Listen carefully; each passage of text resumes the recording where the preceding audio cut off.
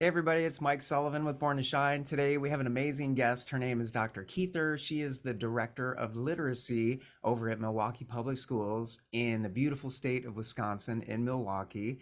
Dr. Keither, thank you so much for being with us today and carving out some time. Oh, thank you for asking me. It's a pleasure to be here.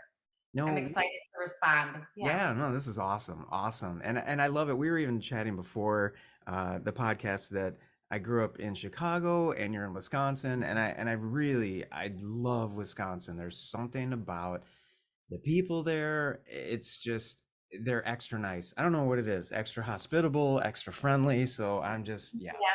I have to agree with you. Wisconsin is a great place to be. And we just have beautiful seasons and the air is always pleasant. So I agree. It's a great state to live in. Yeah, that's awesome. That's cool. And what was your journey like to become the director of literacy? That's a really big position, a lot of responsibility. It's K-12. What was your journey like for that, Deb? Well, I think I might be a little unique because I have never lived anywhere else in my life except Milwaukee, Wisconsin. My roots are here and my parents' roots are here as well. So we've just always been a Milwaukee, Wisconsin family. So naturally, when I grew up, all of my schooling, everything right here in the city. And I went to the University of Wisconsin, Milwaukee, and the Friday I graduated, on Monday, I was working in Milwaukee Public Schools as a teacher. So I walked right through graduation into a classroom, and it's been exciting because as I look across my career, and I've been in the district 28 years now, Oh, wow. I started as a third grade teacher, loved, loved, loved that.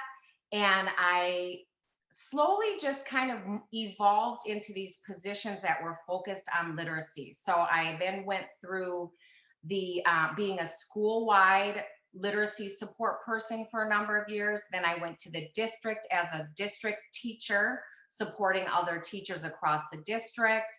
Then I became an administrator. So I really took the experience that I had, the practical day-to-day boots on the ground experience, and pushed it through my administrative role as well. So I'm always true to the teaching space, to the students we serve, and that's always at the heart of everything I do. Now, I'm lucky because I've had a lot of different viewpoints along the way. That's incredible. And just a kind of a side note, was there, and just it's out of my own curiosity, and maybe some of the listeners, was there, for example, my brother Brian, when he was younger, he struggled with reading, and I did as well. And so he was giving me a couple tips. He was saying, you don't want to move your head. And this is when I think we were in third grade, maybe fourth grade. And he said, oh, Michael, don't move your head. You want to just move your eyes and make sure you either use your finger or even a piece of paper, per line to go down so it diminishes the distractions and just all these. I don't know. Is there something that maybe you went through that fueled that fire to, wow, I want to help every kid learn how to read well?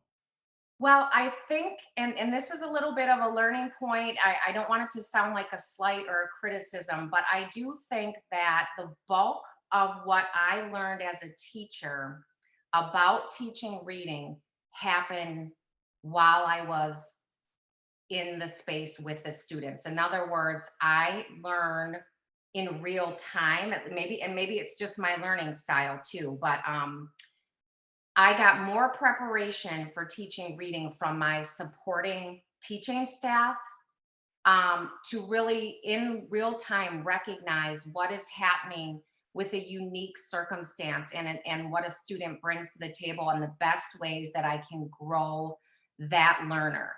That came from the people around me at that moment in time because there's so many things that teachers have to be considering.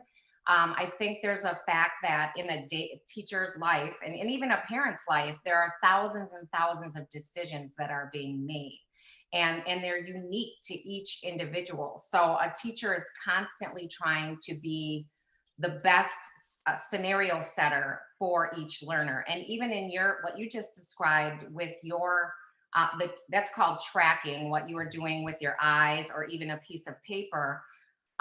Maybe you were trying to be a more efficient reader, and so that would be a strategy for that. And there are things that you have to consider. Everybody has a different set of experiences, skill set, and places that they need to grow. So teachers are constantly digging into their toolbox, tapping the experts around them, and putting those things in place for students. Yeah, that's awesome. That's so, yeah, that's, it's great that you have those tools and provide them, because that's something I definitely would have benefited from that I didn't get. So I think for kids now to have that's incredible. Absolutely, but they also have to have those thought partners, which I cannot emphasize enough. I mean, now, like I said, it's 28 years. I'm clicking back 28 years. I can remember the teachers that helped me Mm, and helped me to learn, supported me, talked through decision points, gave me resources to this day, and they were the make or break for me. So, and I'm talking specifically for reading.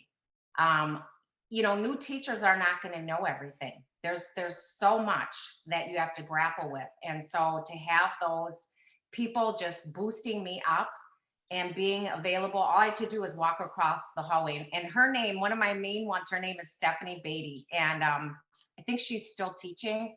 And I know I tried to thank her over and over again, but I surely hope Christine Lamar, Stephanie Beatty, that they all know Ronnie Swan, how much I needed and grew from their support of me as a young teacher. that's incredible. Yeah, absolutely. Teachers have the most important job in the world. I mean, shaping the kids that are gonna become our future. So that's amazing. It And is, yeah. We need that network. We need that network, and we need our administrators who I had the best administrator at my school also supported those, set the climate for that, the culture. yeah, And absolutely. we flourished. Our school was a very high achieving school, very high. So we had a good formula there. That's beautiful. And I would imagine there's probably an element of shame involved. So you mentioning it's having that peer group, having the support. So it's okay. It's okay to ask. It's okay to ask, hey, I need some tips for reading. I want to read more effectively. I want to read better. I want, to retain better. So no shame. We're There all gonna isn't get better. because there is a diagnostic. I mean, think about it with like medical rounds Mm, for a doctor. right. They need to go around as a group and talk about what do they see happening on a given day, what has worked over time, how is the Mhm. patient, i.e., the student, responding. And they have to come together with a lot of different perspectives and consider that's how you get the most comprehensive reading experience, literacy experience for a child. And I certainly, there were things as a new teacher, and even now, that I might not think of right away, and it's a lot of trial and error. It's having a wide, vast array of things that you can go to offer, and being with other people helps you to build that and strengthen it. Yeah, to know you're not alone, to know that it's okay, to know that you're being supported, it's safe, cool, no big whoop, we got you.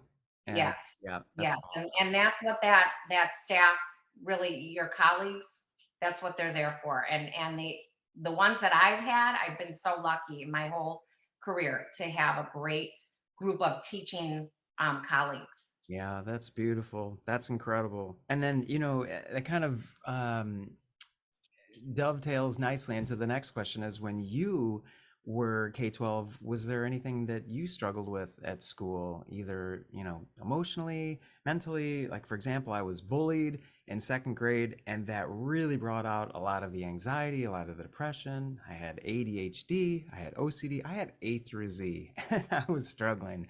So, it's just nice to hear, we'd love to hear your story and maybe what you struggled with, and maybe who helped you through that. Yes, my mom and I have talked about this a number of times, and I too, in the early grades, kind of kindergarten through second grade. So that's kind of interesting that you said second grade, because that's kind of where I had some intensive support, but I was very uncomfortable. And this is what my mom told me too. And I remember this, I just didn't know the reason at the time. The school that I was in, that I was a student in for kindergarten and second grade, went to this open concept setting, and they had very large learning spaces. Mm. So there would be team teaching scenarios, and what I understand is what really was hard for me to adjust to was going from like a small setting to this setting where you had 50 plus students in a classroom. Oh, Of wow. course, the space was very big, but I just didn't, the structure, I enjoyed, or I flourished a little bit more. I wasn't used to a structure where there was such a large group of students and I didn't know many of the students. And being so young, I was very isolated. I did not want to, I kind of pushed myself over to a small group. And I was constantly asking, could I go home? Mm. Could I go home? Could I go home? I was pretending, or showing signs that I was not feeling well. I don't want to say it was pretending because it manifests itself. I wanted to say, I need to go home. I don't feel good. I'm uncomfortable here. What they wound up doing was setting up an intervention for me where I had some small group time with, at the time, we did call them a school counselor. And I met with the school counselor.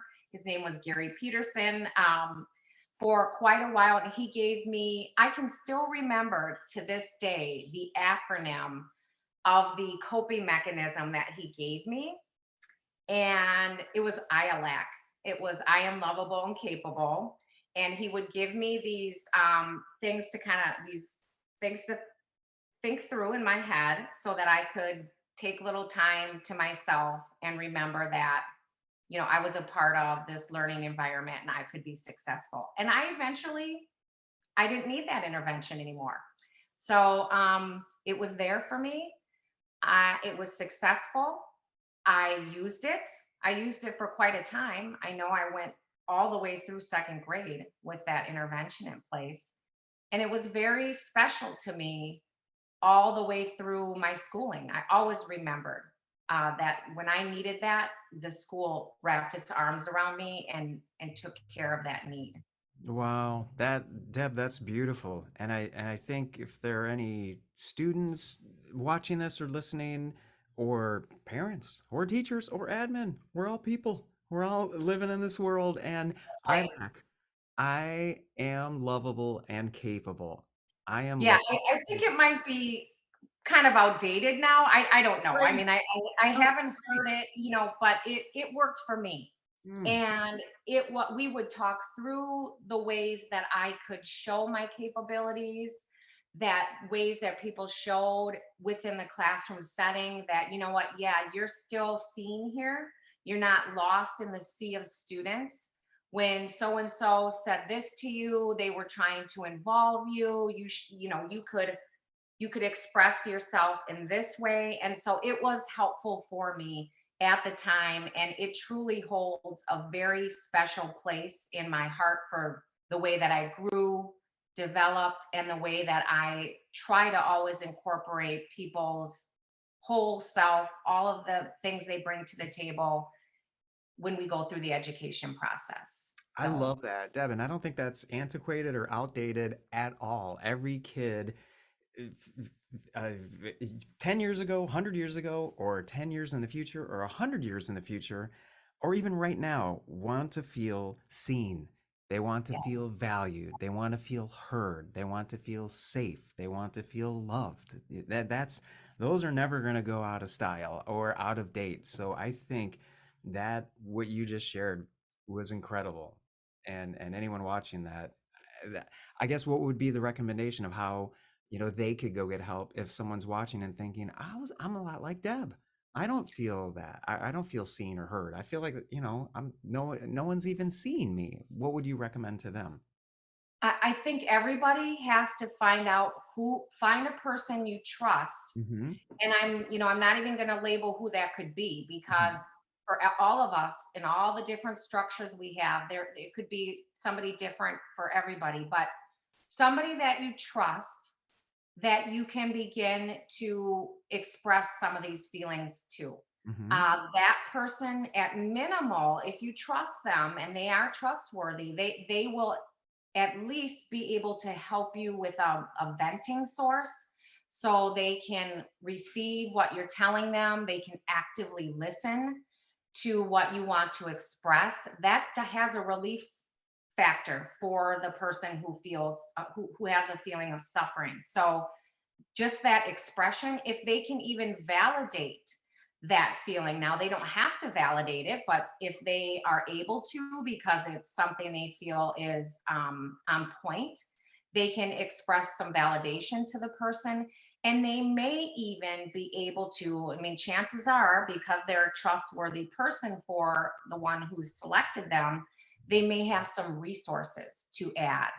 Um, I love setting up, and I've served as a mentor to many young girls, and sometimes boys or gentlemen as well.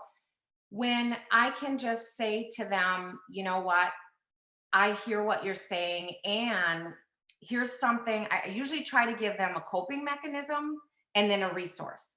So, you know what, when somebody's saying something like that to you, you need to know that they don't have an understanding of what you're going through, and your expression with them might be at a dead end. So I would suggest doing this. Like, I usually try to give them some kind of outlet, and then try to give them a resource for growth. So if we can set people up with mentors, if we can set them up with a listening trust partner, those are things I think are great first steps that almost every single person could take advantage of and benefit Absolutely. from.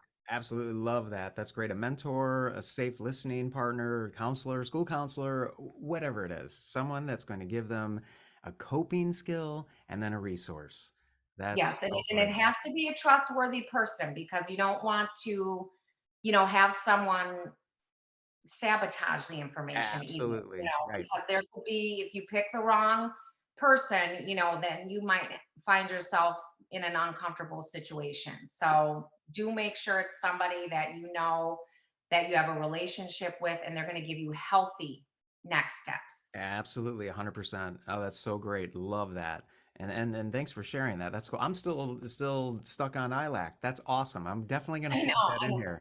I know. I have to look that up and see, like, that had to be some kind of programming that he was using at the time, I believe. But I haven't looked lately, but I remember that, and it is dear to me. I And, am lovable and capable. That's awesome. That's yeah. so awesome. And then what's working well at your school district to supporting your kiddos?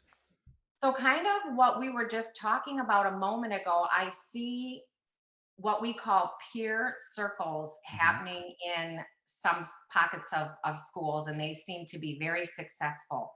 And I think it's for the reason that we just discussed a moment ago, which is students who want to have an outlet for expression can be in, I mean, they're kind of like restorative justice circles. They have sets of protocols. They are run by peers. So again, safe space where there's trust, and there are people who have life experiences Hmm. together. But they do have protocols to use, so it doesn't go, off what the purpose is. And students can have opportunities to talk about things that are authentic. Hmm. I think sometimes in classrooms, again, this isn't meant to be a criticism, but I think it's just something that is truly happening. Sometimes teachers set up experiences for turn and talks or group discussion, where the discussion isn't an authentic topic necessarily. I've seen teachers say things like, "Well, talk about your pets. What pets do you have?" And then two-thirds of the class looks around and say, "We don't have any pets." So talking about that artificially doesn't really get to the root of good communication. So giving students the autonomy to have appropriate topics, to discuss them in appropriate channels by the use of tools and protocols, trains them to, and train is a little bit a harsh word, but like conditions the person to learn healthy mechanisms for dealing with everyday life. And so I really like those when I see them in action. I've seen a lot of very successful ones. And I like to kind of say, hey, that's a great model that schools might consider pushing into their school experience each day for students. Well, that's so cool. And if there's a director of curriculum, director of learning, assistant superintendent, principal, whoever's watching right now and thinking, okay, awesome, sign me up. What's the program, right? It's because there's some type of protocol that you're using. Is there a company that a superintendent or director of curriculum can go to and find the resources that you're using to set up their own peer circles? Well, there are actually a number of resources. I know that we have used the restorative justice options that are out there. We have also, Second Step is another one that we Okay. have used in our district. Okay.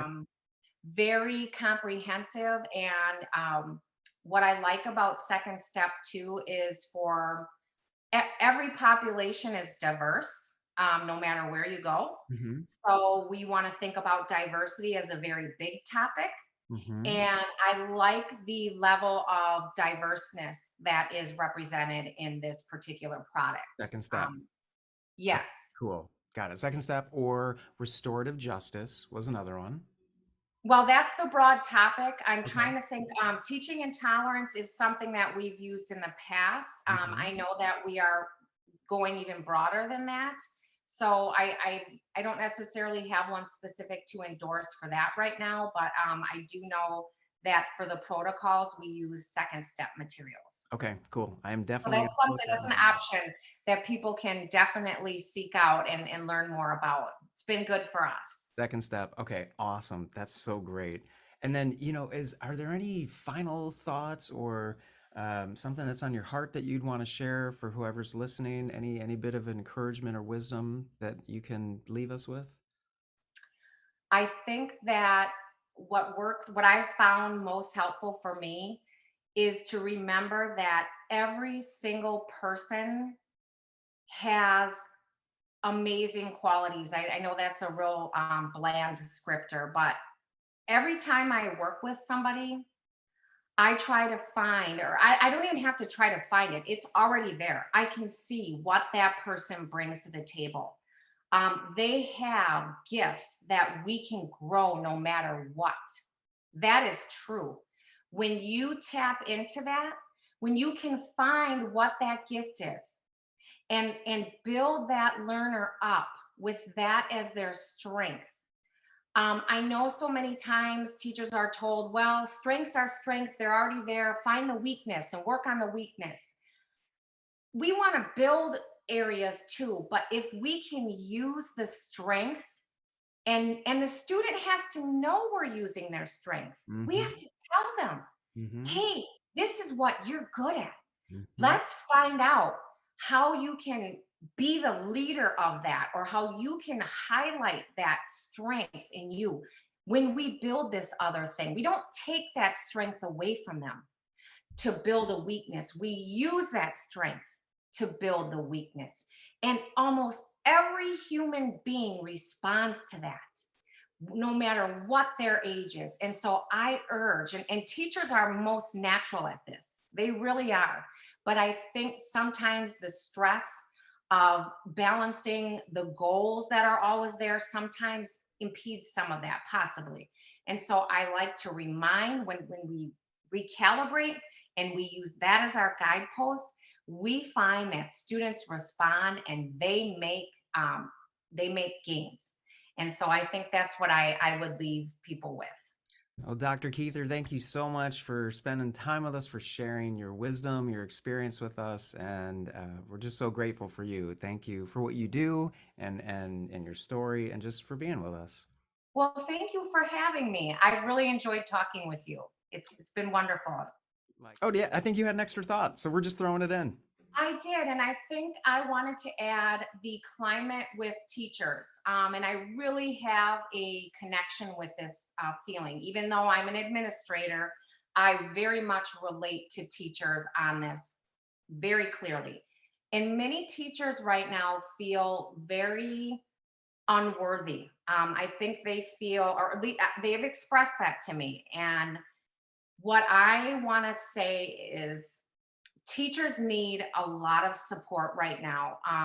Too many, I battle this around my own colleagues that are administrators, tend to want to disregard a teacher's work.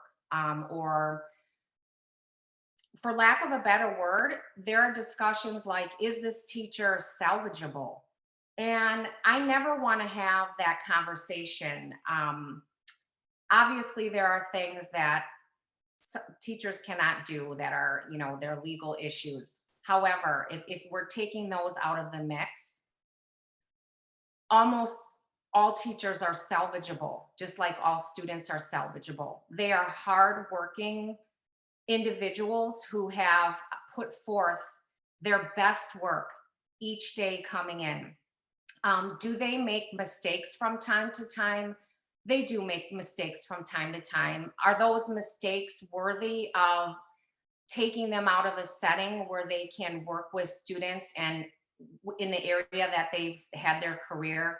I don't think so. I think we have to remember to talk to one another, to understand, like you were saying earlier, what motivates somebody, what is their why, and we, just like we build students up, we have to always build our teachers up. They want to do the right work. They want to, but it is confusing right now in the landscape of education. I think teachers feel very paralyzed. They've told me that. And so this is part of, a bigger issue that our country is kind of suffering under right now in the world of education. And I really hope that instead of disregarding teachers, that we can find ways to continue to build them up and to give them the support they need so that they can be the great teachers that we need for our students. Yeah, And I love that. just, that's on my heart a little bit, because I see so many in my district alone. We have so many vacancies and we have so many teachers leaving the profession, Hmm. that it's very heartbreaking, and it's to the point where it's a crisis mode. So I But just wanted to add that no, too. I love it, Dr. Keither, and it makes sense. Well, I also have a kind of a little bit of a personal affinity for teachers because my mom was a teacher. My brother's wife is a teacher. I love teachers. I'm Yeah. surrounded by them, and I Yes. work with them all the time. So, Yes. but it's true even on an airplane, right? If they're what do they say? You know, I've never had this happen. I hope it never happens to me or anyone listening. But if the plane hits, pretty bad turbulence, those little things drop down and you put the mask on. Then they even say, put the mask on yourself first, then your child, because the instincts are put it on our child, right? First, take Right. care of our child. Right. But we need to put the mask on ourselves first and then help our kiddo. So it's the same. That's Help the right. teachers, help the admin, help the parents, help the students. Right. So, And if we have in a like unhealthy environment, mhm. the people that are getting that pushed onto them, there's a little bit of a trickle effect there. It Mhm. it just breeds more a culture of unhealthiness. And so we want to start building that culture back to a healthy state, and we're keeping it there, maintaining it, and we need to get the oxygen masks to those that are on sitting in the seats next to our students, right in the classroom. They need it, they deserve it. Our students deserve it. And so I really, I hope we can resolve and make some steps towards helping the teacher profession. Yeah, love that. Dr. Keither, thank you for mentioning that. My mom will be happy to hear that. My brother's wife, as a teacher, will be happy to hear it. All the other Yes, teachers, healthy students. Happy yes, teachers, happy students. So yes. that's such a great point. Thank you for sharing that. Okay, thanks for letting me add that.